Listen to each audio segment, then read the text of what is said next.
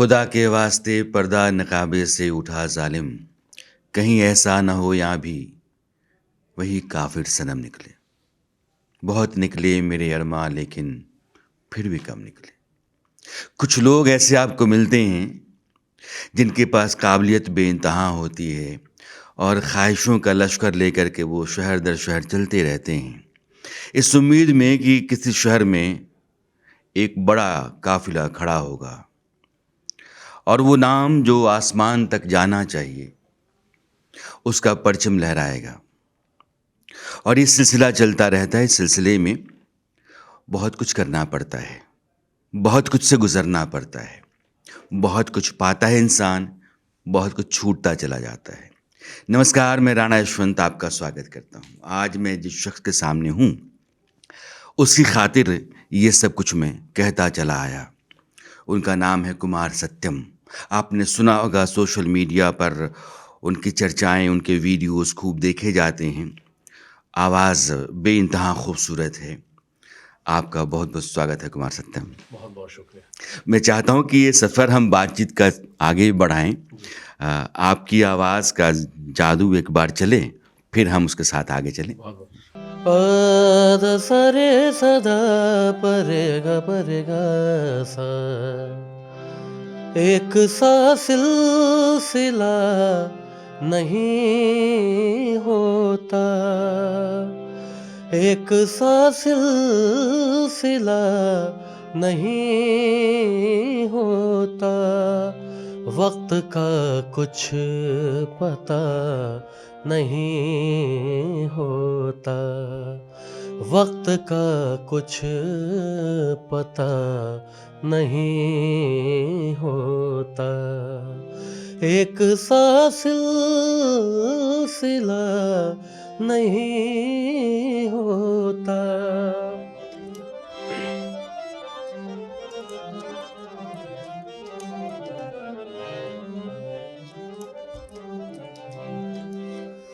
घर बड़े हैं शहर के लोगों के, पद नि ध प द म प ग म द प म प म ग म ग रे ग रे स रे नि स ध नि स ग म द सा नि ध म ग म प। घर बड़े हैं शहर के लोगों के, हाँ मगर दिल बड़ा नहीं होता, क्या बात है। नहीं होता, बहुत वक्त अच्छी। का कुछ पता नहीं होता। एक सा सिलसिला नहीं होता, वक्त का कुछ पता नहीं होता। जी। ये जो वक्त के साथ अपना ज़ाती तौर पर अनुभव रहा है, कैसा कैसा रहा है कि क्यों एक सा सिलसिला नहीं होता है? बिल्कुल, जीवन है, उतार चढ़ाव का नाम ही जीवन है, तो वो तो आते जाता जाते रहते हैं ये सारे लम्हे तो। लेकिन हाँ, म्यूज़िकली बहुत अच्छा रहा, है ना? एक पिताजी से संगीत सीखना, दादाजी से संगीत सीखना, ऐसे गुरु मिले घर पे, ये एक सौभाग्य की बात थी। लेकिन उसके बाद फिर पिताजी का गुज़रना एक बड़ी ट्रेजेडी रही।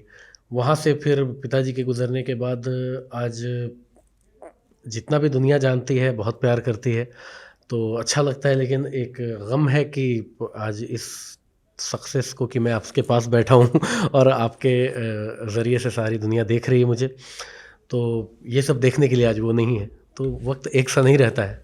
आज वो खुशियाँ हैं, लेकिन एक इतना बड़ा दुःख है कि इन खुशियों की बराबरी वो नहीं कर पा रहा है। किन किन शहरों से आप गुजरे? मुझे लगता है कि कोई शहर बाकी नहीं रहा है जहां आपने अपनी शामें नहीं, मतलब बिल्कुल, महफिलें आपने आबाद नहीं की हैं। बिल्कुल। लेकिन कभी कभी इंसान को लगता है यार, वो जो शाम थी, वो जो महफिल थी, वो कमाल की थी। ऐसे। बहुत सारी हैं, हाँ। स्पेशली मैं आपको बताऊँ कि ऐसे तो हर जगह जाता हूँ, हर एक राज्य में जाता हूँ, लेकिन बेसिकली जब मैं बिहार से आता हूँ, लेकिन जब बिहार में गाता हूँ और वहाँ पे कोई महोत्सव का कार्यक्रम होता है, हम्म। जहाँ पे कि 50,000 25,000 लोग रहते हैं और एक-एक शेर पे जब वो तालियाँ बजाते हैं, तो मतलब कि वो जो हौसला अफ़ज़ाई है, लगता है कि अपने घर में अपने भाइयों के बीच बैठ के गा रहा हूँ। सारी दुनिया में कहीं भी गा लूँ, लेकिन वो जो खुशी बिहार में बैठ के वहाँ के लोगों के बीच में लगता है ना। एक कहावत है कि घर का भूखा सब जगह भूखा, लेकिन मुझे घर हाँ। में इतना प्यार मिलता है और शायद उनकी दुआएँ हैं कि सारी दुनिया प्यार करती है। आपको पता है ना कि ये बहुत कम लोगों के नसीब में बिल्कुल, मुमकिन होता है बिल्कुल। कि वो अपने गांव में, जी, अपने ज़िले में, जी, अपनी जगह पर जी, इज्जत पाले बिल्कुल, और भरपूर पाले, उससे अधिक उसको कहीं और दिखाई ना दिखाई पड़े। ये बड़ा मुश्किल काम होता मुश्किल है। होता है। अब बॉलीवुड को आपने ट्राई किया होगा।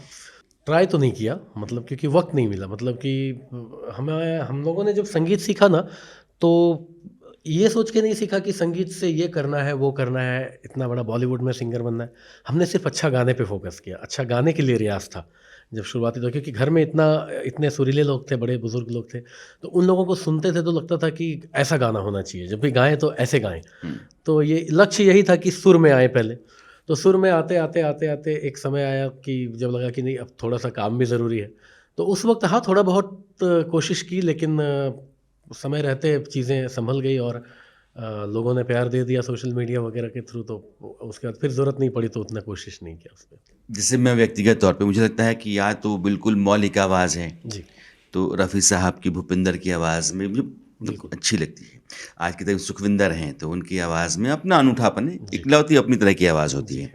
या फिर लीक से हट के आवाज़ है, जी, पापन की तरह है बिल्कुल। या केके की तरह है। अ, आपकी आवाज़ ग़ज़लों के लिए एकदम लगता है कि बस बनी ही बनी है, ऐसी ही है। शुक्रिया, बहुत-बहुत तो शुक्रिया। आपने आवाज़ के साथ ग़ज़लों को अपनाया या फिर ग़ज़लें जो थीं वो आ गई इत्तेफ़ाक़न और आवाज़ तो है ही? हाँ, ग़ज़लें क्योंकि नहीं आवाज़ तो फिर वो रियाज़ करके उसको हम लोग पूरा मॉड्यूलेशन, ट्यून वॉइस इन करते मॉड्यूलेशन हैं। हाँ, करते हैं उसके अकॉर्डिंग। शुरुआती दौर जो था वो प्योर इंडियन क्लासिकल का था। तो जब वो आज भी वो रियाज़ करता हूँ तो उसी तरीके से करता हूँ जैसे इंडियन क्लासिकल म्यूज़िक गाया जाता है। लेकिन ग़ज़ल क्या है कि ये ठुमरी से इन्फ्लुएंस्ड है। हुँ, तो ठुमरी गायकी सीखा था तो ज़्यादा आसान हो गया गाना और क्योंकि ग़ज़लों की जो लिरिक्स होती है शेरो शायरी, वो बचपन से अच्छे-अच्छे शायरों के बीच में पापा के बहुत सारे दोस्त थे। कॉलेज के हिंदी के विद्वान लोग आते थे। तो उन लोगों से बहुत सारे लोगों को सुनता था तो अच्छा लगता था। तो इसलिए ग़ज़ल को ज़्यादा इनकलकेट कर पाया। मद नि द सा नि द ग म नि द ग म रे रे नि द नि रे रे नि सा सा। तो क्लासिकल से कैसे रिलेट करते हैं हम लोग ग़ज़लों को? चौक पुरावो मग लगावो प्रेम प्रीतम कोरे झामुरियाल बेला साजन आयो रे क्या बात! ग म ग रे ग रे ध रे नि ध नि ध नि ध म ध नि नि ध नि ध रे ध ध रे ग ग रे ग रे ध रे ग म प प म प म ग म नि नि नि ध नि ध प ध प म प म ग म ग ग रे ग रे ध रे नि ध ध नि रे सा अल बेला साजन आयो रे। तो क्या इसमें बात! एक गज़ल मैंने किया है भूल शायद ये हमसे बड़ी हो गई दुश्मनी की जगह दोस्ती हो गई भूल शायद ये हमसे बड़ी हो गई नाम लेता था कल तक मेरा आईना हुँ, हुँ। नाम लेता था कल तक मेरा आईना आज सूरत मेरी अजनबी हो गई दुश्मनी की जगह दोस्ती हो गई भूल शायद ये हमसे बड़ी हो गई। इसका जो एक शेर है और वो बड़ा काबिल गौर है। मैं ज़मीं पे बुलंदी से जब आ गिरा मदनी रे रे नी द गमनी द रे रे नी नी द हर तरफ दोस्तों की कमी हो गई क्या बात है! क्या बात दुश्मनी की है! जगह दोस्ती हो गई भूल शायद ये हमसे बड़ी हो गई। ये मेरी कंपोज़िशन है गज़ल है। ये जो ग़ज़लें लिखी जाती हैं जी, और जो कॉम्पोज़िशंस आपके होते जी। हैं, ये तो ठीक है। लेकिन मैंने देखा है कि आपने सबीना जी के की ग़ज़लें भी बिल्कुल, बहुत बिल्कुल। खूब गाई एक ही हैं। गज़ल गाई उनकी। हाँ, जी, और वो आपकी बड़ी पॉपुलर रही है। हाँ, अच्छा, सबीना अदीब चूँकि वो अपनी लय में जी। अपनी ग़ज़लों को गाती रहती हैं। ये कैसे लगा कि हमको ग़ज़लों पर ज़्यादा काम करना चाहिए और मुझे ग़ज़लें ही गानी चाहिए? ग़ज़लें क्योंकि मुझे पर्सनली सुनना बहुत पसंद था पहले। मैं मेहदी हसन साहब को बहुत सुना, गुलाम अली साहब को सुनता था और इनिशियली जब सुनता था तो वैसा ही गाने की इच्छा होती थी जैसा वो गाते थे। एक बार मैं गुलाम अली साहब की कोई गज़ल थी, पारा पारा हुआ पैरा हनीजा, हुँ, फिर मुझे छोड़ गए चारा गरा, ऐसे करके हुँ। गज़ल थी उनकी। मैं गा रहा था और गुलाम अली की एक-एक जो हरकतें थी और एक-एक जो इम्प्रोवाइज़ेशन है वो कोशिश कर रहा था। हालाँकि वैसा तो किसी से नहीं होता है, वो तो एक ही हुँ, हुए। हुँ। लेकिन मैं जब कर रहा था तो मेरे बाबा मुझे सुन रहे थे और वो मुस्कुरा के मुझे छोटे उस्ताद बुलाते थे बचपन में। अच्छा। हाँ, तो बोलते थे कि क्या हुआ छोटे उस्ताद? गुलाम अली भाई की गज़ल को बड़ा एकदम गौर करके आप गा रहे हैं। मैं बोला हाँ, वो आ नहीं रहा है, कोई हरकत आ नहीं रही थी मेरे अंदर। तो बोले सारी ज़िंदगी गुलाम अली की तरह गाते रह जाएँगे तो दुनिया आपकी तरह कब गाएगी? हुँ, तो दैट लाइक वो हिट किया मुझे कि बात तो सही है। और बोले कि जब गुलाम अली की तरह आप गाएँगे, एक तो पहली बात कि वैसा होगा नहीं आपसे, हुँ, है ना? क्योंकि उन्होंने जो कर दिया। लेकिन अगर उनकी तरह आप गा भी लेंगे, तो दुनिया आपको क्यों सुनेगी, उनको क्यों नहीं सुनेगी? हुँ, मैं बोला ये भी सही। तो उन्होंने कहा कि आप कुछ ऐसा करो कि आप अपने इम्प्रोवाइज़ेशंस बनाओ गाने में। तो आज मैं उनकी भी गज़लें अगर गाता हूँ या फिर मेहदी हसन साहब की भी गाता हूँ, तो उसमें मेरी एक छाप दिखती है लोगों हुँ। को, है ना? कि वो कंप्लीट काम वैसा मैं नहीं करता हूँ, है ना? और वो होता भी नहीं है सबसे हरकतें अक्सर। अपनी लेते हैं। अपनी लेते हैं वो। हुँ। तो ये करना भी चाहिए किसी को भी कि जिन्होंने संगीत में मेहनत किया है, सीखा है, तो मेरा मानना है तो गज़लें वहाँ से बहुत सुना हमने और क्योंकि मेरे बाबा भी क्लासिकल गाते थे और प्लस गज़ल भी बहुत अच्छी गाते थे। वो जो शेर है, जी, जहाँ तक मतलब है मुझसे, जी, मुझको वहीं तक पूछा जा रहा है। जी। ज़माने पर भरोसा करने वालों, हुँ, भरोसे का ज़माना जा जा रहा रहा है, है। बिल्कुल। तो जो आपने कहा ना कि फलक से ज़मीं पे आने के बाद से दोस्तों की कमी हो बिल्कुल, गई, बहुत खूबसूरत तो शेर है ये, ये उसी लकीर पे ये है। मतलबों की दुनिया है, मतलबी लोग जो हैं वो यारों की जमात में होते हैं, तो बड़ी तकलीफ़ होती है। कभी-कभी इस बात का एहसास हुआ है कि ये जो यार दोस्त हुआ करते थे यार, वक़्त बदला तो सब बदल गए। बिल्कुल बदलते हैं, मतलबी लोगों की बिल्कुल एक बड़ी बदलते जमात थी, हम दोस्त मानते थे। हैं। बिल्कुल, बिल्कुल। आज भी मिलते जाते हैं लोग, लेकिन अब है क्या कि now I am used to it कि अब आदत हो गई है। तो पहले था कि ऐसे बीइंग अ म्यूज़िशियन में हम मैं एक्सट्री आई एम एक्सट्रीमली इमोशनल। तो जो भी जुड़ा तो उतना जुड़ा कि बस अपना ही है ये। लेकिन जब थोड़ा रंग बाहर आया तो फिर कुछ लोगों के चेहरे आते गए तो अब लगता है कि ठीक है, जुड़ना हो जिसको जुड़े, ना जुड़ना हो ना जुड़े। I am happy with my music, है ना? I am happy with the audience. तो अच्छा, बॉलीवुड में बहुत सारे सिंगर्स हैं। जी, हर आदमी की अपनी पसंद होती है, उसका कारण ये है कि उसके भीतर उस तरह के टेस्ट के लिए कुछ जी, चीज़ें बनी पड़ी जी। रहती हैं। सिंगर्स में आज की तारीख में जितने हैं, पसंद कौन-सा आपको? आज की डेट में Sonu Nigam sir all time. उसके बाद अरिजीत भाई, वो बहुत अच्छे सिंगर हैं और फीमेल में श्रेया जी हैं, सुनिधि चौहान हैं। लोग बहुत अच्छे। आज की तारीख में मुझे लगे श्रेया घोषाल का कोई जवाब है हाँ, नहीं है, बिल्कुल, ज़बरदस्त हैं वो। बिल्कुल। आज की लता है वो। हाँ, हाँ, इसमें कोई दो राय नहीं है। तो इन सबों के साथ जब मुलाकात होती रही होगी, अनुभव कुछ होता है कि नहीं ये सब लोग वाक़ई टैंट्रम वाले मेगा स्टार हैं या फिर ठीक है यार, कामयाबी तो मेरे होते-होते मिल गई है लेकिन टैंट्रम्स नहीं हैं। लोग कहते हैं बड़े टैंट्रम्स फेंकते हाँ, हैं सब। वो एक वक़्त आने के बाद वो मेंटेन करना भी होता है मेरा ख़्याल है। हुँ, और हाँ, वो है। सोनू निगम जी से अपना बहुत अच्छा रिश्ता है क्योंकि उनके घर पे भी मैं एक आध बार जाके गाया हूँ। तो और श्रेया जी से 2 मुलाकात है, तो श्रेया जी इज़ गुड, लेकिन है क्या कि उनका एक अपना डेकोरम है, उनका एक अपना लाइफ़ स्टाइल है उन लोगों का, सबका। हमारा भी अपना लाइफ़ स्टाइल है, तो सब वो एक टाइम के बाद मेंटेन होना भी चाहिए क्योंकि बहुत ज़्यादा भीड़ में आप वो उसको नहीं हो कर सकते हैं मेंटेन आप। हाँ, ठीक है। हाँ, तो ये जो आपका अपना स्टाइल है, जी, उसमें एक ग़ज़ल मैं चाहता हूँ कि अ, आपके ही कंपोज़िशन की हो तो बेहतर है। जी। मोहब्बत मुसीबत है, आफत बला है। सगमदने दाने दगमने दरे ने दा। मोहब्बत मुसीबत है, आफत बला है। मोहब्बत मुसीबत है, आफत बला है। कहे जा रहे हैं, किए जा रहे हैं। कहे जा रहे हैं, किए जा रहे हैं। तुम्हें याद करके जिए जा रहे हैं। मोहब्बत में आंसू पिए जा रहे हैं। क्या बात है। इमरान राही साहब की। मेरी कुछ गज़लें हैं, कुछ नज़्में हैं तो मैं दूँगा आपको, अगर आप प्लीज़ आज 100% कंपोज़ आप करके दीजिए। मारेंगे तो इसी बिल्कुल, बिल्कुल, इसी बिल्कुल। पॉडकास्ट में मैं डाल बिल्कुल, दूँगा। बिल्कुल। अ, इंसान बांका का हो, बिहार का हो, जी, और वो दुनिया के सभी हिस्सों में जा कर के अपना खाने की बात मैं कर रहा हूँ। जी। जब बाहर जाते हैं 2-4-5 दिन रहने के बाद हुँ, लगता है कि यार यहाँ जो खाने को मिल रहा है वो अपना वाला है हाँ, नहीं, जो हमको रोज़-रोज़ चाहिए होता बिल्कुल, है। बिल्कुल। तो कुमार सत्यम क्या ढूँढते हैं जब फर्ज़ करो कि आप चले गए। पर्सनली मैं मुंबई में रहता हूँ, हाँ, लेकिन मुंबई में भी मैं मोस्टली कोशिश करता हूँ कि हालाँकि वो टेस्ट तो आता नहीं है। कितना भी कर लो, कितना भी हाइजीनिक खाना बनवा लो कुक से, लेकिन वो मैं बोल के बनवाता हूँ कि मुझे ये चाहिए, तो मैं सबसे ज़्यादा जो पसंद करता हूँ खाना, वो हमारे बिहार में है दाल, भात और आलू का भुजिया। हुँ।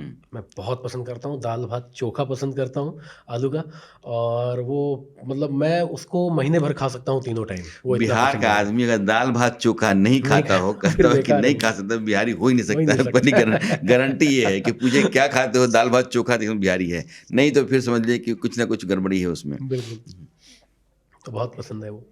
ऐसा क्या होता है, जी, एक सिंगर है, नौजवान है, शो चल रहे हैं, जी। भीड़ आती है, सोशल मीडिया सेंसेशन बना हुआ है, फिर भी लगता है यार कुछ है जो बाकी है, कुछ है जो बाकी है, क्या है?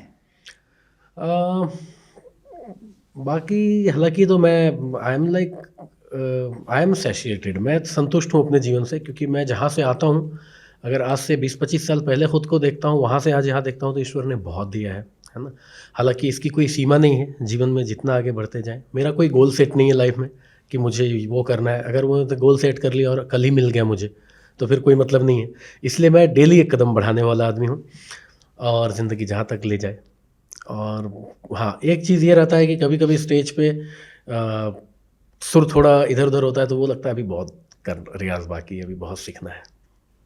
ये जो सिंगर्स होते हैं, जी, अच्छा आपकी तरह के जिसका शो रोज़ लग जाता है या हफ्ते में 2 शो 3 शो करना पड़ता है, कितना रियाज़ करना पड़ता है? रियाज़ अगर स्टेज पे आपको 3 घंटा आपको लगता है कि आप गाते हैं, तो घर पे कम से कम 6 घंटे का रियाज़ होना चाहिए। अच्छा। बिल्कुल, क्योंकि कहा जाता है जो बल को गावें सो बल को धावें, हुँ। है ना? जितनी शक्ति गाने में है, उतनी शक्ति दौड़ने में है। सुर में, अगर गाना है तो ऐसे तो गाने का तो कोई ये नहीं, बहुत लोग कुछ भी कर सकते हैं। लेकिन रियाज़ मैंने कहा था एक बार कि सारेगामापाधानीसा का मैंने एक परिभाषा बताई थी उसके एक-एक शब्दों की, कि सा से साधना, रे हुँ। से रियाज़, ग से गहन, म से मंथन, प से पूजा, ध से धैर्य और नी से निरंतरता, तब जाके ऊपर के सा पे क्या सफलता बात! मिलती है ना? और ये बहुत वायरल हुआ था, ये मेरा थॉट जो था, मैंने लिखा हाँ, था इसको अपने सोशल मीडिया पे, कम से कम उसको 50 लाख लोगों ने अलग-अलग वॉल पे लिखा था फिर। तो मेरा ये मानना है रियाज़ तो बहुत ज़रूरी है। ये बताइए पहले आदमी को लगता था कि यार फ़िल्मों में ब्रेक नहीं मिला तो, या ये म्यूज़िक कंपनीज़ हैं इन्होंने कैसेट नहीं निकाला तो करियर ख़त्म ही हो जाएगा, हुँ, हुँ। तो उनके दरवाज़े भटकते रहो, चप्पलें घसीटते रहो, प्रोड्यूसर्स के यहाँ जाते रहो। अब ये सोशल मीडिया आ गया, ये सोशल मीडिया ने रातों-रात बहुत जो है हेल्प किया है लोगों को, कितना किया आपको? बहुत, मतलब कि एक तरफ देखें तो सोशल मीडिया ने बहुत अच्छे-अच्छे कलाकारों को मौका दिया जीवन में, कि आज ना तो उनको किसी प्लेटफ़ॉर्म की ज़रूरत है, और ना तो उनको किसी एल्बम की ज़रूरत है। अगर मैं आपको बताऊँ तो मैं एक एल्बम बहुत रेयर करता हूँ, करता ही नहीं हूँ, ना के बराबर। लेकिन मेरे स्टेज के गाने इतने हिट हैं कि उसी से मुझे क काम मिलता है, और लोग बुलाते हैं और आपका प्यार करते सबसे हैं। हिट गाना कौन-सा है? तड़प ये इश्क के दिल से सही नहीं जाती, कि जान दे के भी दीवानगी नहीं जाती। न जाने कौन सी दुनिया है वो मेरे रब्बा, जहाँ से लौट के कोई सदा नहीं आते। हो इश्क में तो हर चीज मिट जाती है, बेकरारी बन के हमें तड़पाती है, हाय याद याद याद बस याद रह जाते हैं, याद याद याद बस याद रह जाती है। याद में देखो बना है ये हंसी ताज महल, याद में कोई लिखे शामो सहर शोख गजल, दिल के दरिया में खिलता है ख्वाबों का कंवल, याद आते हैं हमेशा वो गुजरे हुए पल। तू नहीं है तेरी यादें हमें तड़पाती है, बेकरारी बन के हमें तड़पाती है, हाय याद याद याद बस याद रह जाती है। एक राह तेरी याद सी चलती है रात भर, एक साकी एक सुराही भी चलती है रात भर। चूल्हे की आग को लिए सदियां गुजार दी, चूल्हे की आग को लिए सदियां गुजार दी, एक रोटी आसमान में चलती है रात भर। इंसान आसपास में बहुत सारे दोस्त ढूंढता रहता है। कभी कभार क्या होता है कि कुछ दोस्त ऐसे होते हैं जो बड़े काम के हो जाते हैं, आपके आगे बढ़ने में उनकी बड़ी भूमिका होती है, या फिर आपको मोहब्बत ऐसी हो जाए कि वो फिर आपकी पतवार बन जाए कि वो लेकर के चल जाती है। तो दोस्त अच्छे मिले या फिर मोहब्बत अच्छी मिली? दोस्त तो ऐसे नहीं, लेकिन हाँ एक मैं कहूँगा कि एक तो म्यूज़िक सीखने में पिताजी का जो हाथ रहा वो तो था ही। दूसरा ये मेरे एक अंकल हैं, ही इज़ माई रिलेटिव, और उनका अपना बहुत उद्योगपति हैं, व्यापारी हैं, बहुत बड़े बिजनेसमैन हैं, एग्रीप्लास्ट एक कंपनी उसके मैनेजिंग डायरेक्टर हैं, राजीव कुमार रॉय। उनका योगदान रहा जितना एक पिता का होता है अपने बेटे के लिए। उन्होंने ही मुझे बिहार से उठा के सबसे पहले बेंगलोर बुलाया कि you are not for this place, आप बड़े शहर जाइए, वहाँ पे आप कुछ करें। तो बेंगलोर उन्होंने रखा। कुछ दिन बेंगलोर में जब काम ठीक ठाक चला तो फिर बोले कि now you have to move towards Mumbai. फिर वहाँ पे मुंबई में शिफ्ट किया उन्होंने। तो इनिशियली अगर देखा जाए तो इमोशनली, सोशली, फिनेंशियली हर तरीके से उन्होंने मेरा सपोर्ट किया एक समय के लिए। और आज जो कुछ भी हूँ जीवन में, पिताजी के संगीत सिखाने के बाद, माँ जी के आशीर्वाद के बाद, एक वही शख्स हैं जो कि जीवन में आगे बढ़ने में मदद किया, और तो बाकी ठीक है। क्या बात है, बांका से बेंगलोर, बेंगलोर जी जी, से बिल्कुल मुंबई, बिल्कुल तो गजब है। बहुत जगहों पर गाते होंगे आप। जी। कुछ शहर जो होते हैं वो बार बार खींचते हैं, कुछ लोग महफिलों में बार बार दिखते हैं, हाँ तो लगता है कि ये मेरे बड़े मुरीद से लोग हैं। जी शहर बार बार बुलाता है, इसका मतलब ये शहर बहुत पसंद करता जी। है। ऐसा रिश्ता किसी शहर के साथ, कुछ लोगों के साथ बना है क्या? गुजरात है। गुजरात में मतलब कि एक आध दो जगह ऐसे, रिसेंटली उधर से लौटा हूँ सुरेंद्र नगर से कॉन्सर्ट करके, तो वो हर साल मुझे वो लोग बुलाते हैं, है ना। और अहमदाबाद में हैं एक आध दो लोग, वो फिर केरला में कैलिकट, जबकि तो केरल में गजलें सुनते हैं? गज़लें बहुत कमाल सुनते हैं। इनफैक्ट मेहदी हसन साहब के इतने फैंस हैं वहाँ कि मेहदी हसन साहब के गज़लों को उन लोगों ने कॉपी कर करके रखा हुआ है, गा गा के गले में बिठा करके रखा है वहाँ के सिंगर्स लोगों ने। तो मुझे बड़ा प्यार करते हैं, वहाँ पे बहुत सारे दोस्त भी बने। और बाकी बिहार, तो बिहार तो खैर मेरी जन्मभूमि है, तो वहाँ के लोग तो लगभग ऑलमोस्ट दिखते ही हैं। तो बिहार वाले सब गजल सुनते भी हैं कि बहुत जिला टॉप बिहार, लगलू? ना ना बिल्कुल सुनते हैं। और ये बड़ा मेरा सौभाग्य रहा, लोगों का भी मानना है कि मेरी गज़लें जब चली मार्केट में तो उसके बाद फिर और बहुत सारे सिंगर्स आए और जिनकी गज़लें सुनी जा रही हैं अभी। हालाँकि मुझे तो ज़हन में नहीं है, लेकिन मुझे इतना पता है कि अभी बिहार में बहुत गज़लें सुनते हैं लोग। जैसे भी आपने मेहदी हसन साहब का नाम लिया है, जी और वर्षों मैंने उनको सुना होगा, आज भी लगता है कि नहीं यार चलो बहुत अच्छी गज़ल सुननी है, जी। तो आप उनकी तरफ चले ही जाते हैं। हाँ बिल्कुल। उनकी गज़ल है मुझे तुम नज़र से गिरा गिरा तो तो रहे रहे हो, हो जी। और मैं जितनी दफ़ा सुनता हूँ मुझे लगता है कि यार हर बार नया ही है। बिल्कुल।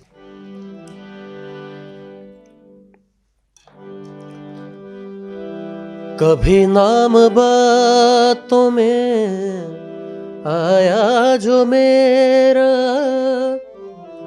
तो बेचैन हो के दिल थाम लोगे तो बेचैन हो के दिल थाम लोगे, निगाहों में छाएगा गम का अंधेरा, किसी ने जो पूछा सबब आंसुओं का, किसी ने जो पूछा सबब आंसुओं का, बताना भी चाहो तो बता ना सकोगे, मुझे तुम नजर से गिरा तो रहे हो, मुझे तुम कभी भी भुला ना सकोगे,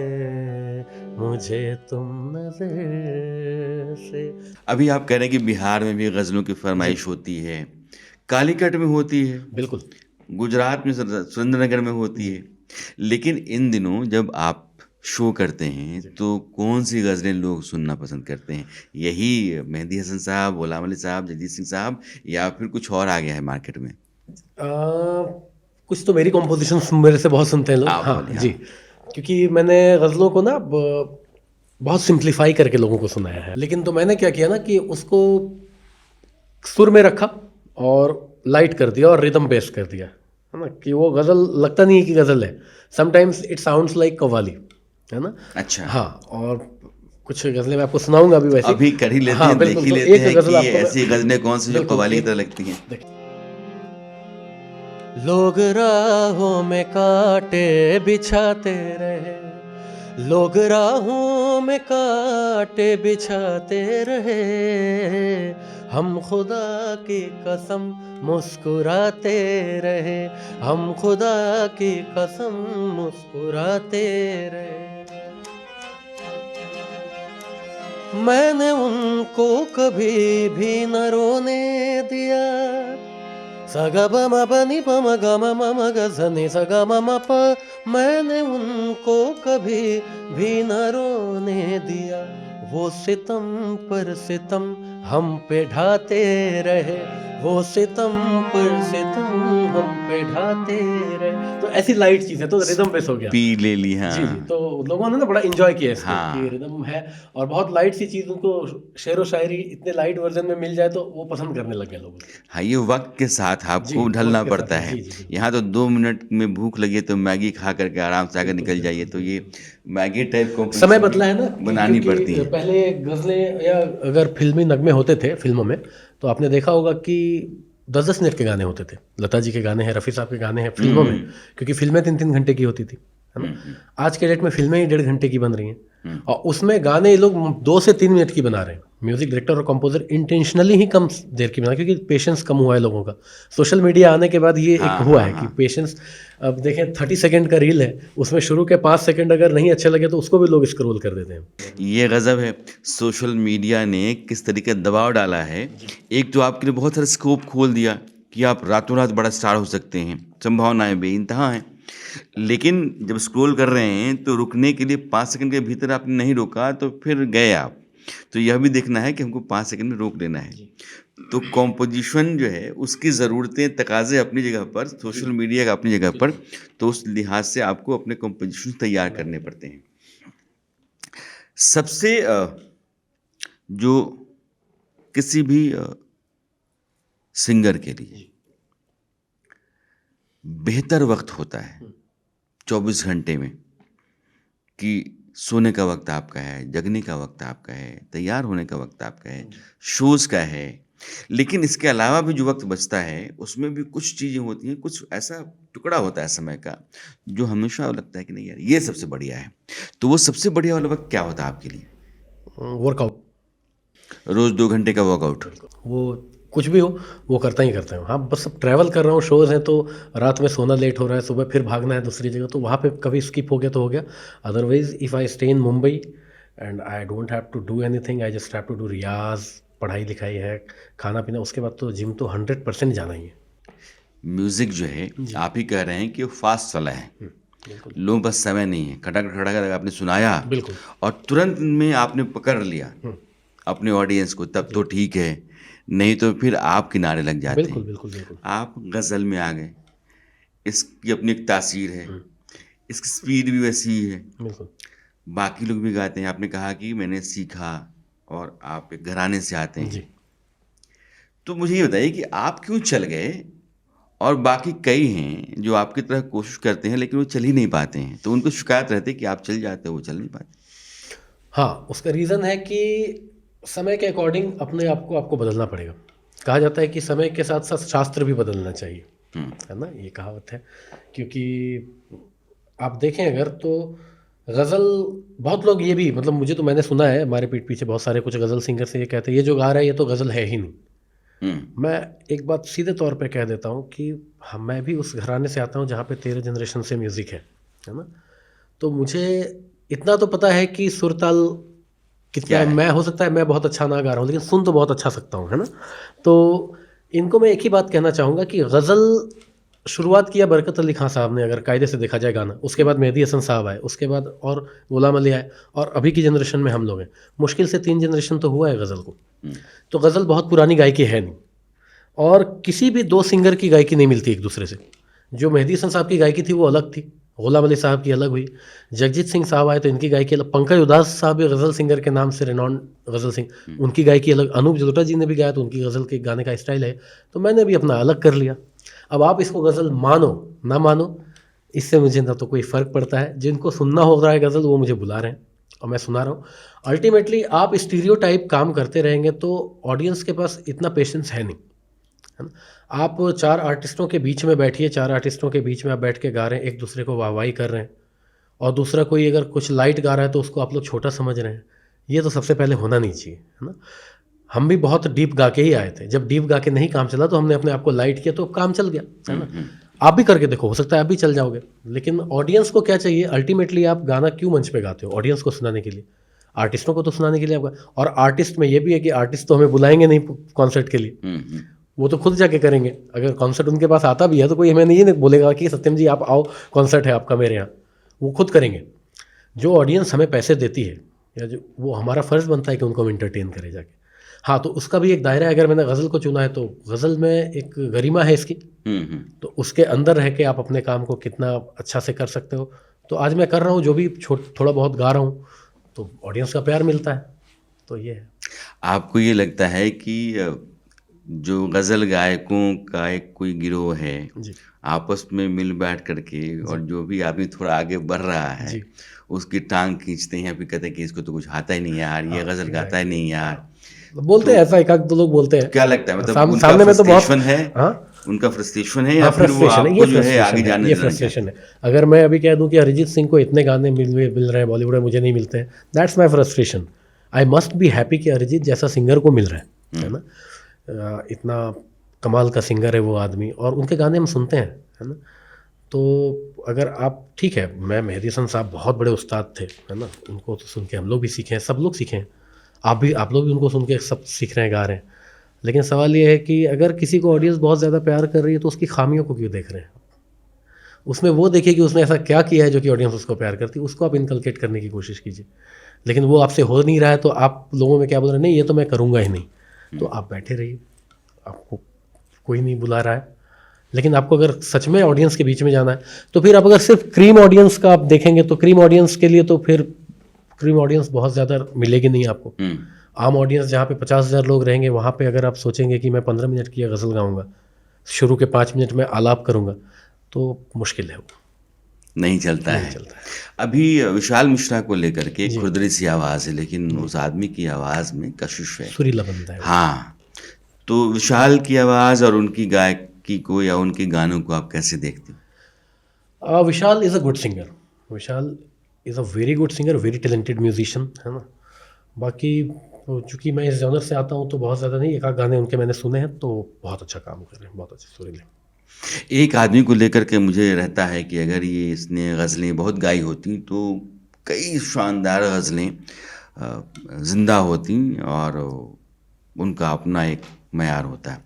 तलत अज़ीज़, चलो जी है ना? साहब, मैं ज़िंदगी जब भी, तो सही अब बात। वो तलत के साथ बात ही अलग होती है। जी लेकिन उन्होंने पता नहीं क्यों लेकिन कम गाई और नहीं, गाई वो हुई मुझे बड़ा गज़लों प्यार को ज़्यादा करते हो गाया। और मैं रिसेंटली एक गज़ल गाया था, तो उन्होंने मुझे फ़ोन करके बोला था कि कुमार बहुत अच्छी लगी तुम्हारी ये गज़ल, जीते रहो।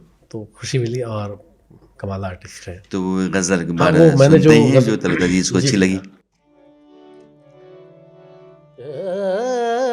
ना रे ना रे ना रे मा। जब तेरे खत सिरहाने रखते हैं, जब तेरे खत सिरहाने रखते हैं, खुशबुओं के खजाने रखते हैं, जब तेरे खत सिरहाने रखते हैं।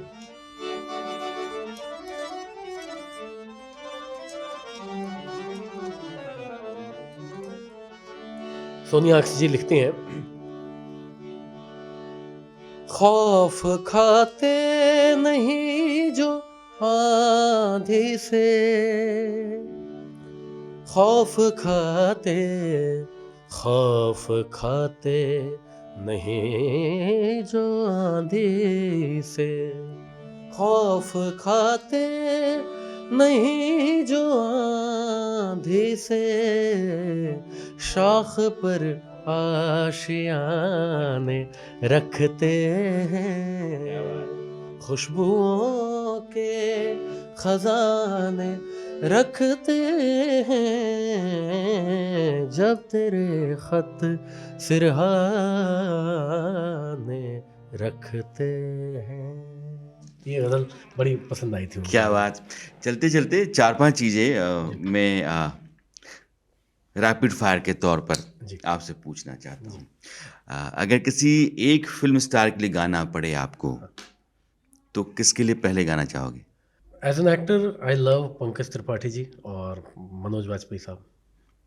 अगर किसी फ़िल्म डायरेक्टर के लिए गाना पड़े कि उसकी फ़िल्म में मुझे गाना चाहिए जी, पहले, जी। तो वो डायरेक्टर कौन-सा होगा? संजय लीला भंसाली। किसी ऐसे म्यूज़िक कंपोज़र के लिए गाना पड़े, जी।